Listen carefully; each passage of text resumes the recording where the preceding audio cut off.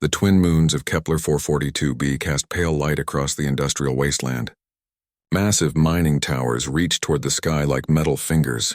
Their bright lights cut through the darkness. But in the shadows between the towers lived those who did not belong to the shining human colony. Hana pressed her thin body against the cold wall. Her gray-blue skin helped her blend with the metal surfaces. Large yellow eyes scanned the area around the food processing plant. She had been watching for hours, waiting for the right moment. The Vexti female was young but looked older than her years. Life in the slums had carved deep lines around her eyes. Her clothes were patches sewn together, scraps of fabric that barely kept her warm, but she moved with quiet grace. Each step was careful and planned. 3 days had passed since her last real meal. Her stomach cramped with hunger, but that pain was nothing compared to the worry she carried. Her younger brother Day was sick. Very sick. He needed food and medicine, things that cost money she did not have. The processing plant dumped its waste every night at the same time. Workers would throw out food that was past its sell date, bread that was too hard, vegetables that had brown spots, meat that smelled wrong but might still be safe to eat. For people like Hana, this garbage was treasure. She heard the familiar sound of the waste disposal door opening. Metal scraped against metal. Then came the crash of bags hitting the ground. Her heart beat faster. This was her chance. Hana waited 5 more minutes. The workers would be gone by now. She crept from her hiding spot toward the large waste containers. The smell hit her first. Rotten food mixed with chemicals and other things she did not want to think about. But hunger was stronger than disgust. She climbed onto the first container and began digging through the bags. Her hands moved quickly, feeling for anything that might still be good. A half loaf of bread, some fruit that was soft but not moldy, pieces of meat that smelled okay. She found a plastic bag and filled it with the best items. This food would keep Dee alive for another few days, maybe give him strength to fight whatever sickness was eating away at him. Then she heard it, a low growl that made her blood run cold. Hana looked up slowly. At the edge of the light stood a massive creature. The humans called them razorhounds, native predators of this world. This one was huge, as big as a small vehicle. Its fur was dark with lighter stripes. 6 legs ended in claws that could cut through metal, but worst of all were its teeth. Rows of sharp points that could tear flesh from bone. The beast had smelled the same food that drew her here. Its yellow eyes locked onto hers. Neither moved for a long moment. Then the razorhound stepped forward. Its claws clicked against the concrete. Hana knew she should run. Every instinct told her to drop the food and flee. But she thought of Day lying on their makeshift bed, too weak to even sit up. His skin was pale and cold. Without this food he would die. She could not let that happen. The razorhound moved closer. It was only 10 feet away now. Hana could smell its breath. Hot and rank.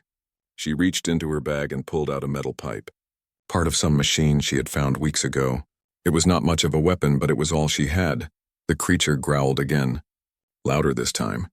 It was warning her to back away, to let it take the food. But Hana stood her ground. She raised the pipe and tried to look bigger than she was. For a moment, neither moved. The standoff stretched between them. Then the razorhound lunged. Hana swung the pipe as hard as she could. It connected with the beast's head. The impact sent shockwaves up her arms. But the creature barely slowed down. One massive paw struck her chest. The blow lifted her off her feet and sent her crashing into the waste container. Pain exploded through her body. She tasted blood in her mouth. But she forced herself to get up. The razorhound was already moving toward the scattered food. She could not let it win. Hana charged forward with a scream. The pipe struck the creature's side. This time it roared in anger and pain. It spun to face her. Claws flashed in the dim light. Fire raced across her left arm. 3 deep cuts opened from her shoulder to her wrist. Blood flowed freely down her skin. But she did not stop fighting. She swung the pipe again and again. Most hits missed, but a few found their target. The razorhound was getting angry. It snapped its jaws at her. Teeth clicked together inches from her face. She jumped back but was not fast enough. Claws raked across her ribs, more pain, more blood. But something strange happened. The creature began to back away. Maybe it was hurt more than she thought, or maybe it decided this small alien was too much trouble. Whatever the reason, it turned and disappeared into the darkness. Hana stood alone among the scattered garbage. Blood dripped from her wounds onto the concrete. Her arm felt like it was on fire. Her side ached with each breath, but she was alive. More importantly, the food was still there. Most of it anyway. She gathered what she could with her good arm. The plastic bag was torn but still usable. When she was done, she had enough food for several days. The walk home took forever.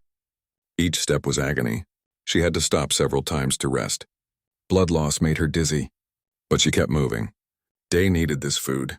He needed her to be strong. By the time she reached their shelter, the sky was getting lighter. Soon the human workers would start their day. They would never know about the battle that had taken place in the shadows, about the desperate fight for scraps that could mean the difference between life and death. Hannah collapsed just inside their small shelter. The food bag fell beside her. Her last thought before darkness took her was that she had succeeded. Day would eat today.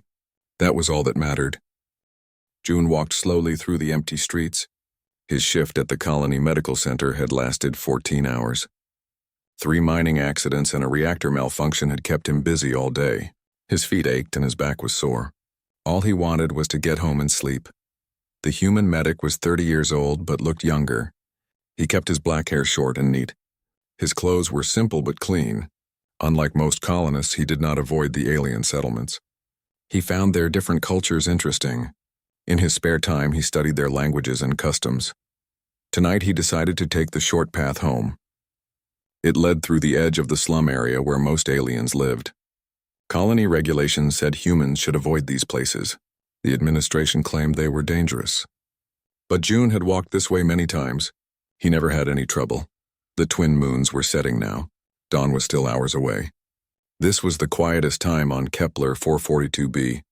Even the mining towers had reduced their operations. Only a few security lights broke the darkness. June was thinking about his research when he saw something that made him stop. A small figure lay motionless near a pile of garbage containers. At first he thought it might be debris, but as he got closer he realized it was a person. The figure was female. Definitely alien from her gray-blue skin and unusual proportions. She was young and very thin, too thin. Her clothes were torn and dirty. But what caught his attention was the blood. Dark stains covered her left arm and side. The wounds looked fresh. Deep claw marks ran from her shoulder to her wrist. More cuts crossed her ribs. She had lost a lot of blood. Too much. June knelt beside her and checked for a pulse. Her heartbeat was weak but steady. She was alive but barely. Without medical attention, she would die within hours. Maybe less. He looked around quickly. No one else was in sight.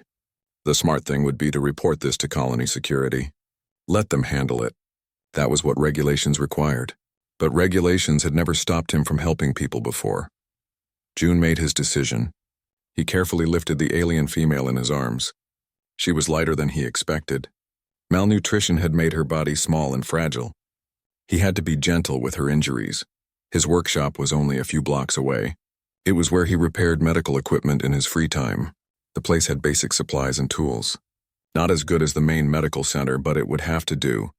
The workshop was a converted storage building, small but organized. Workbenches lined the walls. Medical scanners and repair tools filled the shelves. In one corner was a clean bed that he used for testing equipment. June placed the alien on the bed and turned on the lights. Now he could see her injuries clearly. The claw marks were deep but clean. No signs of infection yet. The bleeding had mostly stopped, but she had lost too much blood. He started with the basics. IV fluids to replace what she had lost. Antibiotics to prevent infection. Pain medication to help when she woke up. Then he began cleaning and stitching the wounds. The work took 2 hours. June was careful with every stitch. Alien skin was different from human skin. More delicate in some ways. Stronger in others. He had studied Vexti anatomy in his spare time. That knowledge saved her life now. As he worked, the alien female began to stir. Her large yellow eyes opened slowly. For a moment she seemed confused. Then she saw June leaning over her and terror filled her face. She tried to sit up and escape. Pain from her wounds made her cry out. June gently pressed her back down onto the bed. He spoke in a calm voice. Easy. You are safe here. I am trying to help you. The alien stared at him with wide eyes. She did not understand his words. June tried again. This time in broken Vexti. He had been studying their language for months. His pronunciation was terrible, but she seemed to recognize some words. Safe. Help. Medicine. No hurt. Understanding dawned in her eyes, but fear remained. In her experience, humans did not help aliens. They ignored them or drove them away. Some were actively cruel. Why was this one different? June continued speaking in simple Vexti phrases.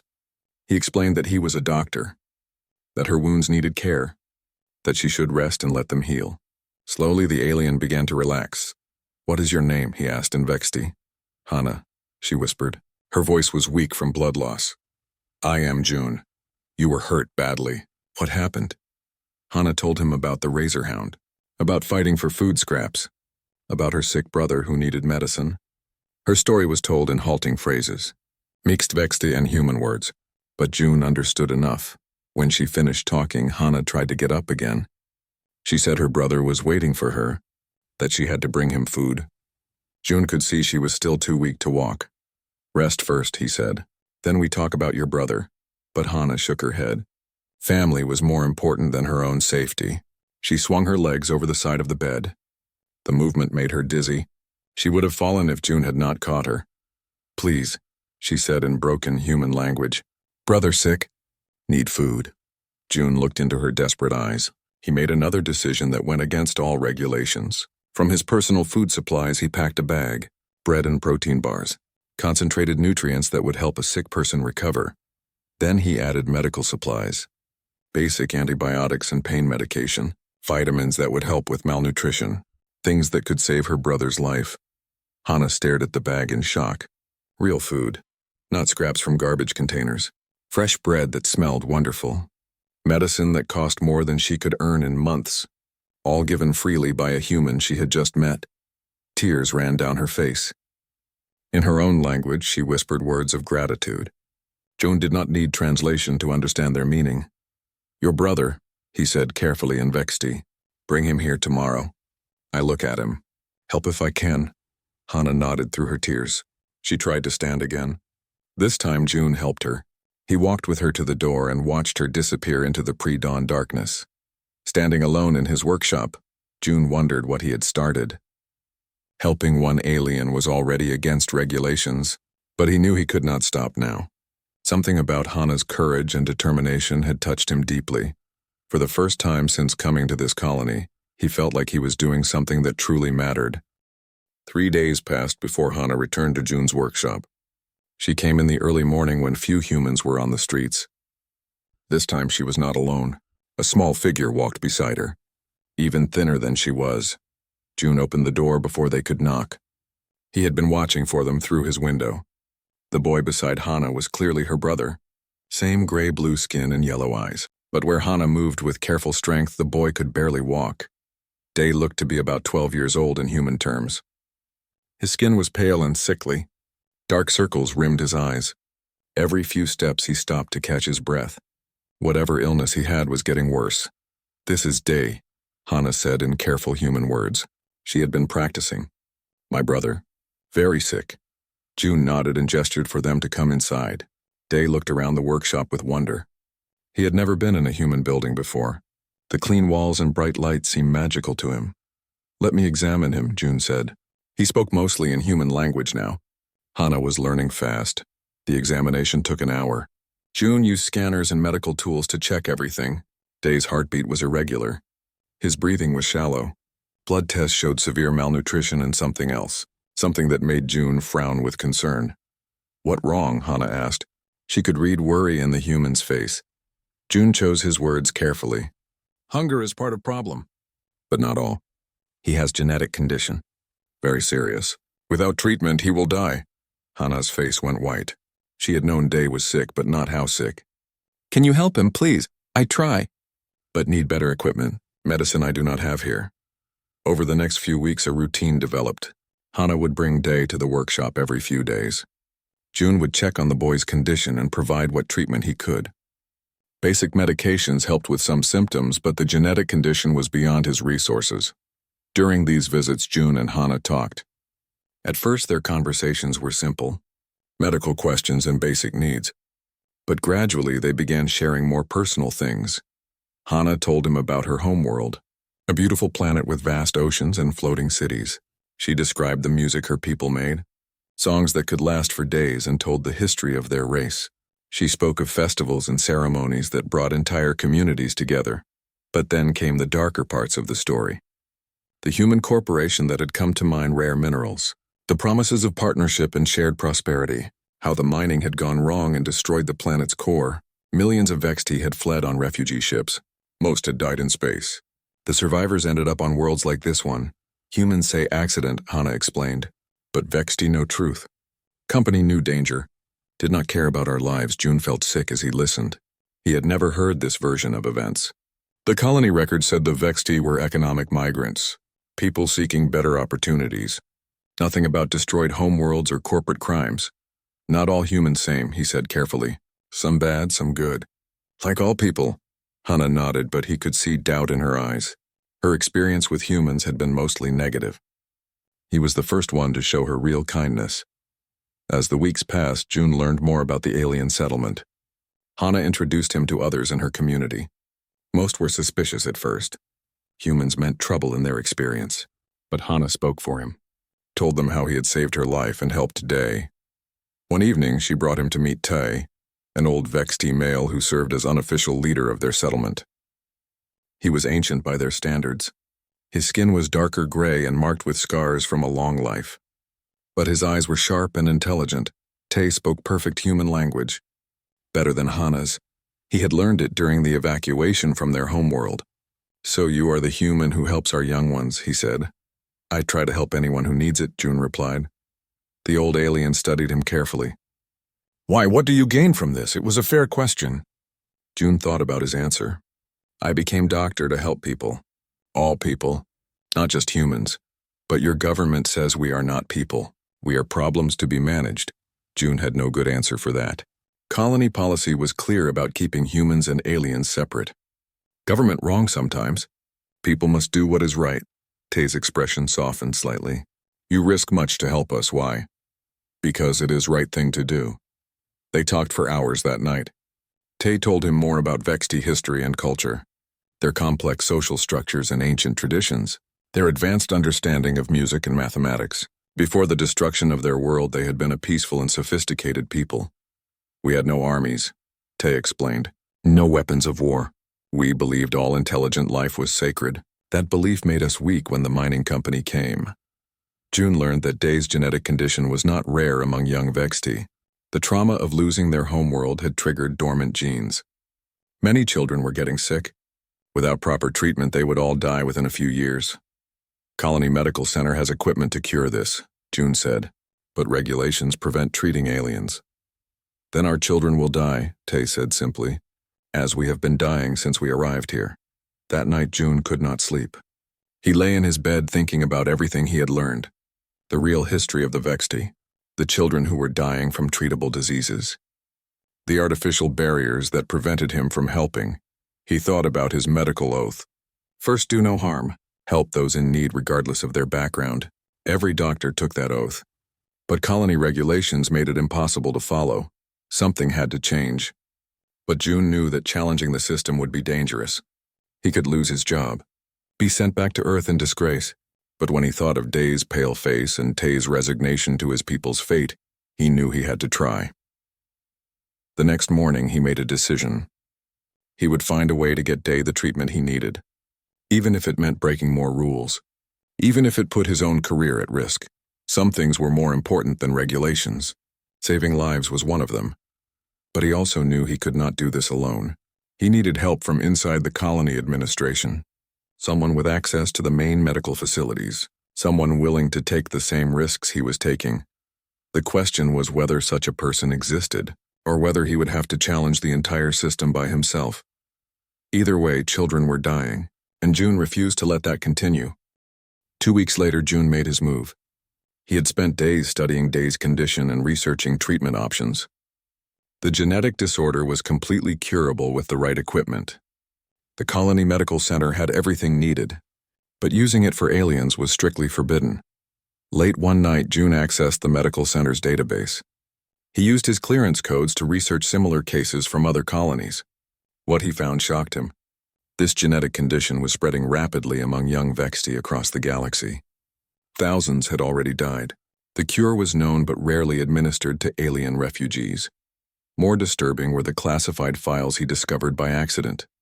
Documents that revealed the true history of the Vexti homeworld destruction, internal corporate memos that proved the mining company knew the dangers. Had known their actions would destroy the planet but proceeded anyway for profit. The human colonial government had helped cover up the crime.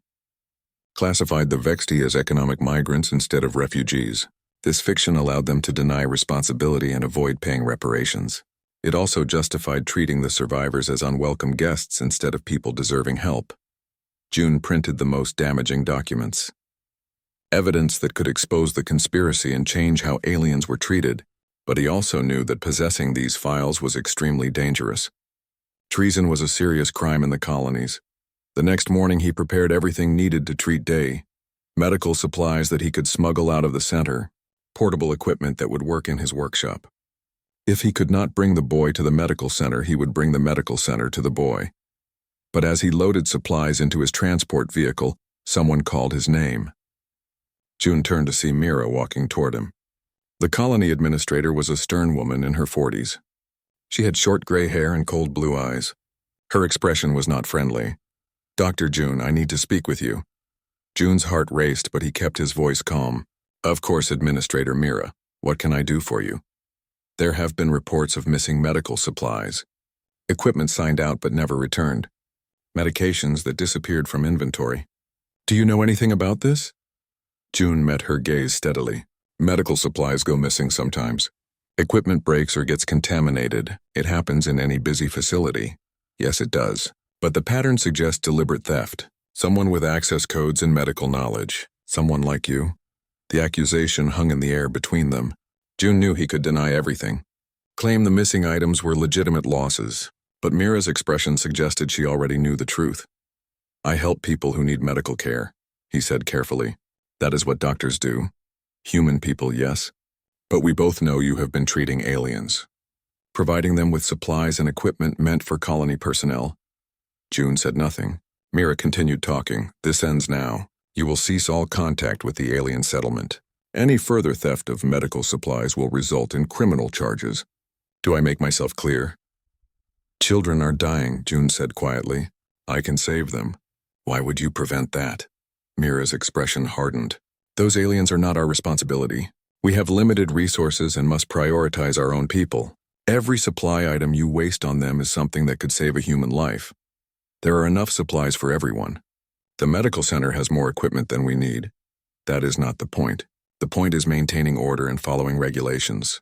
When we start making exceptions, the whole system breaks down." June felt anger building inside him. "What about medical ethics? First, do no harm. Help those in need regardless of background. Your medical oath applies to human patients, not to alien refugees who drain our resources and create security problems." "Security problems? Have you even met these people? They are peaceful families trying to survive. They are illegal immigrants who entered our territory without permission. Many could be criminals or spies. We know nothing about their backgrounds or intentions." June pulled out the classified documents he had printed. "Actually, we know exactly who they are, and why they are here." He handed the papers to Mira. Her face went pale as she read them. The corporate memos about the mining operation. Government communications about covering up the genocide. Evidence that the Vexti were not migrants but refugees from a human-caused disaster. "Where did you get these?" Mira demanded.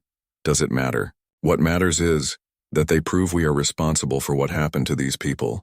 We destroyed their world. The least we can do is provide medical care for their children." Mira was quiet for a long moment. Then she handed the documents back. "These files are classified. Possessing them is a serious crime. I should arrest you right now. Then arrest me. But first explain how you justify letting children die to maintain a lie. You do not understand the bigger picture. If this information became public, it would cause massive problems. Lawsuits and reparations that could bankrupt multiple colonies. Political scandals that could bring down governments. So we let innocent people suffer to protect corporate profits and political careers. We protect the stability that allows human civilization to expand across the galaxy. Sometimes that requires difficult choices." Their argument was interrupted by an alarm. Emergency sirens began wailing across the colony. Red warning lights flashed from every building. Both June and Mira looked up in surprise. A voice crackled from the colony communication system. All medical personnel report to stations immediately. Major mining accident in Sector 7. Multiple casualties requiring immediate treatment. June ran toward the medical center. His personal conflict with Mira was forgotten. People needed help, and that was always his first priority. Behind him, he heard Mira following. The medical center was chaos when they arrived. Injured miners were being brought in on stretchers. Doctors and nurses rushed between beds trying to treat everyone. The colony's medical staff was good, but they were badly outnumbered. June threw himself into the work, treating burns and broken bones, stabilizing patients before surgery, using every skill he had learned in years of medical training. But there were too many injured and too few doctors. After 2 hours of constant work, he was exhausted. His hands shook from fatigue. Several patients were still in critical condition. Without more help, some would die. That was when he saw Hannah standing in the doorway. She had come looking for him when the sirens started. Her face was filled with concern. "Can I help?" she asked in careful human words. June looked around the overcrowded medical center, at the injured miners who needed attention, at his fellow doctors who were as exhausted as he was. He made another decision that would change everything. "Yes," he said, "I need your help." Hannah stepped into the medical center with careful movements. Her large yellow eyes took in the chaos around her. Injured humans lay on beds and stretchers. Doctors and nurses ran between patients. The air smelled of antiseptic and blood. "What do you need me to do?" she asked June. Other medical staff stared in shock. An alien in the colony medical center was unthinkable. But June ignored their reactions. "Help me with the burn victims. Your people have natural resistance to infection. You can handle contaminated wounds safely." Hannah nodded and followed him to a bed where a miner lay unconscious. Chemical burns covered half his body. The wounds needed cleaning and treatment, but human doctors risked infection from the alien pathogens mixed with the chemicals. Working together, they cleaned and dressed the wounds. Hannah's steady hands and careful movements impressed the human medical staff. She had learned much from watching June treat her own injuries. More importantly, she seemed to understand human anatomy almost as well as Vexti physiology. As they worked, more aliens appeared at the medical center entrance. Tay led a group of Vexti adults. Word had spread through their settlement about the mining accident. Despite years of poor treatment from humans, they came to offer help. Mira appeared at June's side. Her face was tight with anger. "This is completely against regulations. Get these aliens out of here immediately." "They are helping save lives," June replied without looking up from his patient. "Unless you want to explain to families why their loved ones died because we refused assistance." "I do not care about their help. This is a security risk." Tay stepped forward.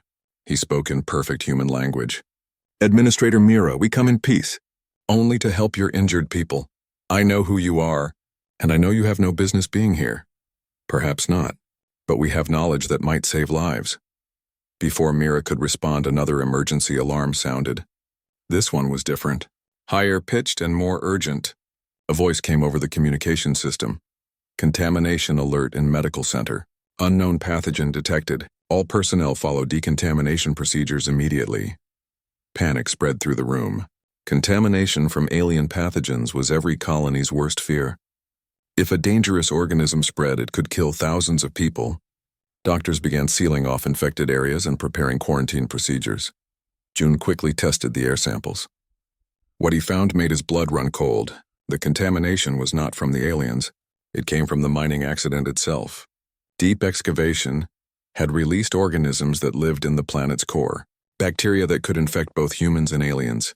"This is bad," he told Mira, "very bad. These organisms attack the nervous system. Without treatment, patients will die within hours." "What kind of treatment?" Mira demanded. "I do not know. This pathogen is completely new.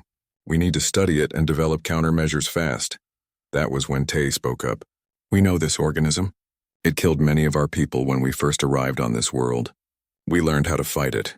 Everyone stared at the old alien. Mira's face showed disbelief and desperate hope. "You know how to cure this?" "Yes, but treatment requires specific knowledge of how the pathogen behaves, and cooperation between our species." 2 more miners went into convulsions. The contamination was spreading faster than expected. Soon the entire medical center would be infected. Without help, everyone inside would die. Mira looked around at the chaos, at the dying patients and panicked medical staff, at the aliens who claimed they could save everyone. She made a decision that went against everything she believed. "Tell us what to do." Tay began giving instructions. The pathogen was weak against certain combinations of human and Vexti medicine, treatments that neither species could develop alone.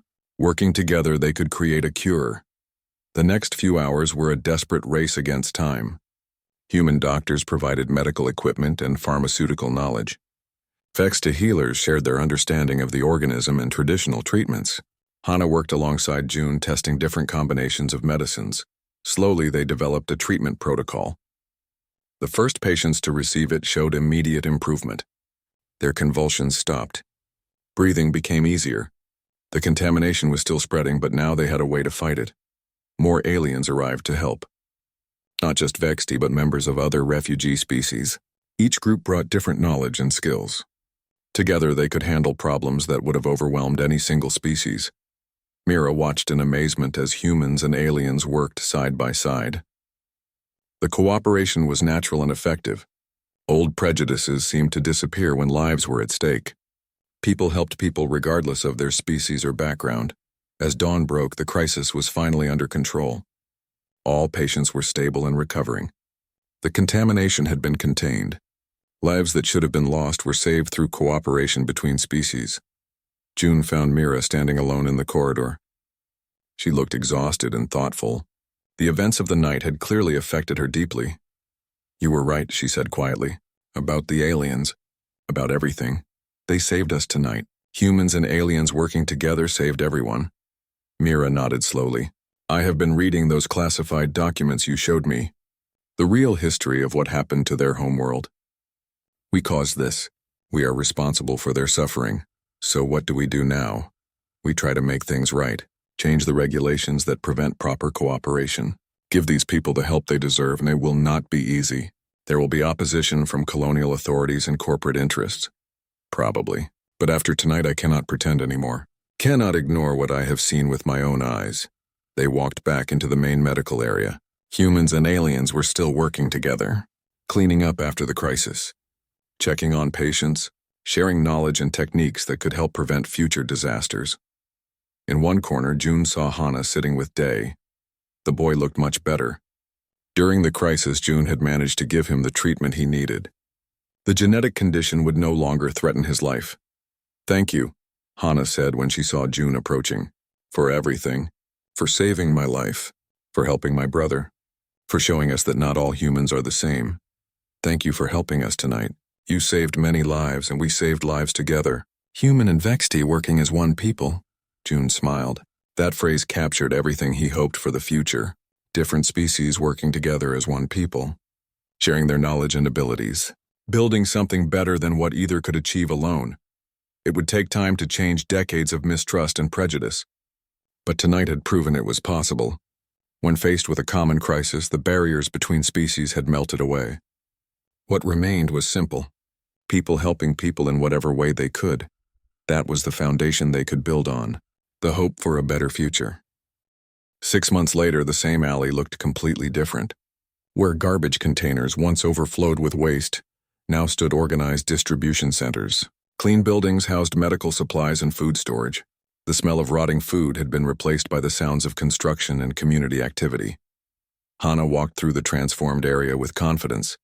No longer did she move like a desperate scavenger hiding in shadows. Her clothes were clean and well-fitted. Her gray-blue skin had a healthy glow. Most importantly, her eyes held hope instead of fear. She carried a data pad that listed families needing assistance, housing assignments for new refugees, medical appointments for children and elderly aliens. Her role as community liaison kept her busy, but she loved the work. The changes had not happened overnight. After the mining accident crisis, Mira had worked tirelessly to reform colony policies. She faced resistance from corporate officials and government bureaucrats. Some tried to have her removed from her position, but the success of human-alien cooperation during the emergency gave her powerful arguments. Public opinion had also shifted. Colony residents had heard about the aliens who risked their lives to save human miners. Stories spread of Vexti healers working alongside human doctors, of refugee families sharing their meager resources to help during the crisis. Fear and mistrust began giving way to curiosity and respect. The breakthrough came when June published his research on VEX-T medical knowledge. Their understanding of genetic conditions and natural treatments was centuries ahead of human science. Pharmaceutical companies realized they could profit from cooperation instead of exclusion. Within weeks, new regulations were passed.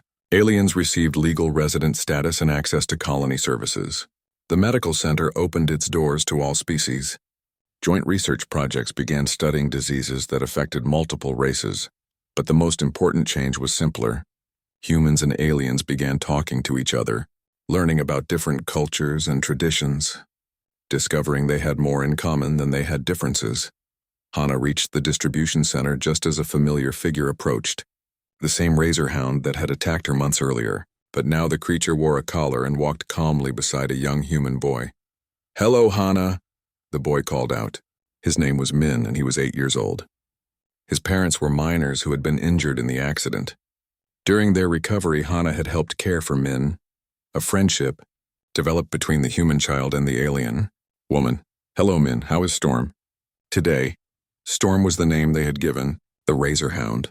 After the crisis, a pack of the creatures had been found injured near the mining site. Instead of driving them away, the colony decided to study them. They discovered the animals were intelligent and could be domesticated. Min had begged his parents to adopt one of the injured animals. They agreed partly because Storm seemed to have a special connection with the boy. The Razor Hound that had once been Hannah's enemy was now a beloved pet and community guardian. Storm is good. He helped find 3 lost children yesterday. "I think he remembers you." The massive creature approached Hannah carefully. Its yellow eyes showed recognition and something that might have been respect. She reached out slowly and touched its head. Storm rumbled with contentment. It was a powerful symbol of how much things had changed. Enemies becoming friends, fear replaced by trust, cooperation replacing conflict. June appeared from inside the distribution center. He wore the blue uniform of the new Integrated Medical Service. His title was Director of Interspecies Health Services. The position gave him authority to treat any patient regardless of their species or background. The supply delivery just arrived, he told Hannah.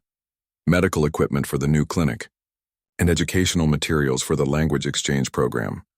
The language exchange had been Tay's idea. Human and alien children learned each other's languages through games and activities. Young minds adapted quickly to new concepts. Within months, many children were fluent in multiple species languages. Tay is excited about the new microscope, Hannah said. He wants to study the organisms we found in the deep caves. Her brother had recovered completely from his genetic condition. More than that, he had discovered a passion for science. Day now worked as June's research assistant. His unique perspective as a VEX-T helped bridge different scientific approaches. "He has real talent," June replied. "The University of New Terra wants to accept him for advanced studies. Full scholarship." It was an incredible opportunity. Dee would be among the first aliens admitted to the prestigious human university. His success could open doors for others in his community. As they talked, more people gathered around the distribution center. Humans and aliens working together to sort supplies and organize community events. Children of different species played games in the street. Elderly beings of various races sat together sharing stories and wisdom. Mira appeared carrying a data pad filled with reports. The colony administrator looked tired but satisfied. Managing the integration of multiple species was challenging work, but the results spoke for themselves. "The quarterly reports are in," she announced. "Colony productivity is up 30%. Medical costs are down 20%. Crime has dropped to the lowest levels in 5 years. The success was not just economic. Quality of life had improved for everyone. Humans had access to alien medical treatments and technologies. Aliens received education and employment opportunities. Cultural exchange had enriched both communities. There is other news," Mira continued. 3 more colonies have requested assistance implementing integration programs. The government wants to use our model as a template for the entire sector. It was validation of everything they had worked for, proof that cooperation benefited everyone involved. Other colonies would not have to repeat their struggles. They could learn from successes and avoid past mistakes. As evening approached, the community gathered for their weekly cultural celebration. Each week, a different species shared their traditions through music, food, and storytelling. Tonight was VEX-T night, and Hannah would lead the program. She stood before the mixed crowd of humans and aliens. In both languages, she began telling the ancient story of her people, about their beautiful homeworld and the music that connected all living things, about loss and exile, but also about hope and redemption. The crowd listened in respectful silence. Humans learning about alien culture, aliens sharing their heritage with new friends, children of all species sitting together absorbing lessons about diversity and understanding. When the story ended, traditional Vexti music began, haunting melodies that seemed to touch something deep in the soul. Human musicians had learned to play alien instruments. The fusion of different musical styles created something entirely new and beautiful. June watched from the edge of the crowd. He thought back to that night 6 months ago when he had found Hana bleeding in the alley. Neither of them could have imagined how much would change from that single moment of compassion. The decision to help one desperate alien had started a chain reaction. It challenged assumptions and broke down barriers. It proved that individuals could change the world through simple acts of kindness and courage. But the real heroes were not the humans who chose to help. They were the aliens who chose to trust, who risked their lives to save people who had treated them poorly, who responded to hatred with love and exclusion with cooperation. As the music continued, Hana joined him at the edge of the gathering. "Thank you," she said quietly, "for everything you made possible." "We all made this possible," June replied. "Every person who chose cooperation over conflict, who saw people instead of aliens, who believed we could build something better together." Storm the Razor Hound approached them with Min riding on his back. The boy was laughing with pure joy. Around them, human and alien children played together without any awareness of the barriers that had once divided their communities. "Look what we built," Hana said, with wonder in her voice. "From scraps of hope and small acts of kindness, we built a new world." June nodded. It was a new world indeed. Not perfect, but infinitely better than what came before. A place where species worked together instead of against each other. Where diversity was celebrated rather than feared. Where the content of character mattered more than the color of skin or shape of eyes. The celebration continued late into the night. Music and laughter filled the air.